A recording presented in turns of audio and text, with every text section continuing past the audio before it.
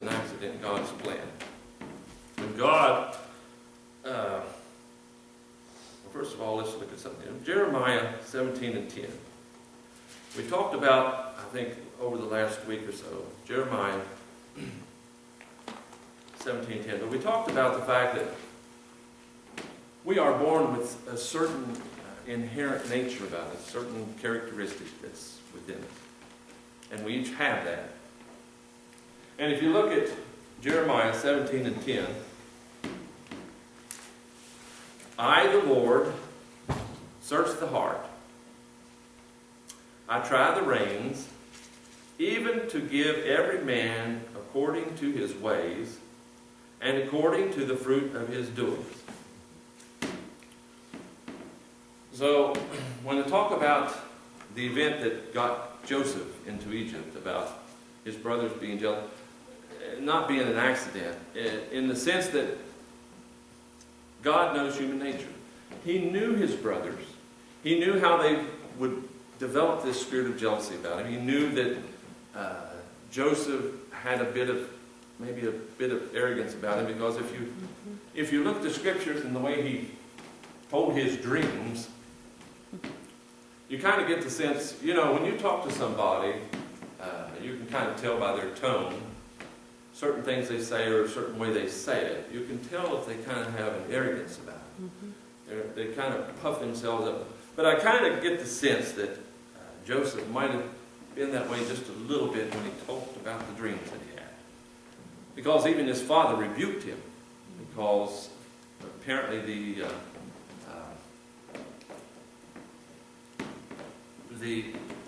the portrayal that Joseph gave, that everybody was going to bow down to him. Okay. But God knew from the beginning that this particular family, particular brothers, the way that Joseph, his attitude and the brothers' attitude and the father's attitude, he knew that this was going to lead to this conflict that they had. And he knew that was going to be his way to get Joseph where he wanted him, down into Egypt, so that he could train him. Now, all of us, as I said, have that inherent nature about us. If you look at Judas, for instance. Judas heard the same gospel message that all the other 11 apostles heard. But yet, he turned out different. And we mentioned it before, but you can kind of think of it as that earth that's talked about, that good soil.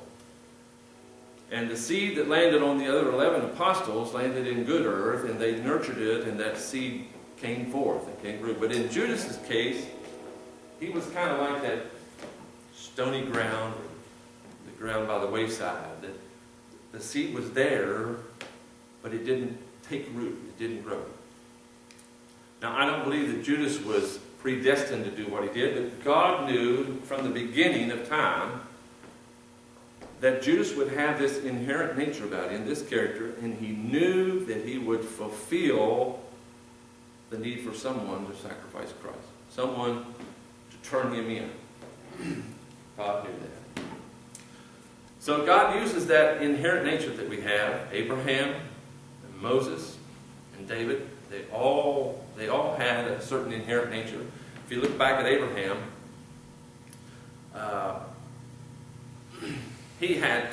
God had to get him too, amen, to leave his home, his family, and things. But we all have that nature. And Joseph, like these others that we've talked about, he had to be trained and educated to be able to complete God's purpose in his life. So God sent him to school in Egypt.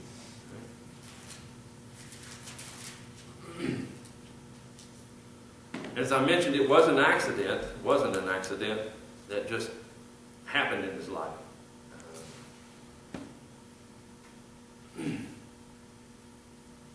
It wasn't just an accident that this caravan happened to be coming along at that time. It wasn't just an accident that they decided to put him in a pit instead of killing him. These things were not accidents. Because God was in control. There is no accident. His wonderful plan has no room for accidents. God laid it out all from the beginning. He knows just every choice that every individual is going to make.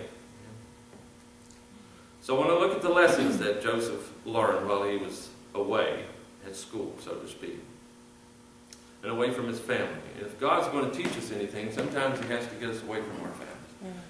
We have to learn to be dependent on Him. Sometimes that's hard to do if you're in your homeland or around your family. Just as we mentioned, Abraham, He had to get him away. He told him to leave your homeland, leave your father, and leave your kindred, amen, so that he could teach him and work with him. So Joseph had to do the same thing.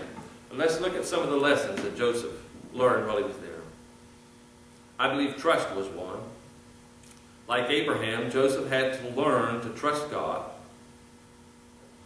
just like those to follow, Moses, Joshua, and David. You might think about David, what he was doing in all the times that he was running from Saul. Okay? God was educating. So he went to school too, so to speak. Okay? Because all that time that he was trying to avoid being killed by Saul, God was teaching him things that David would need later in his life. And God is training each of us, educating us, preparing us for the task that He has for us to do. And we each have a purpose, and that purpose requires that we fulfill a plan. A cross that we've talked about that we have to pick up. That's the plan that God has laid out for us. That's our teaching method. That's what God uses to teach us.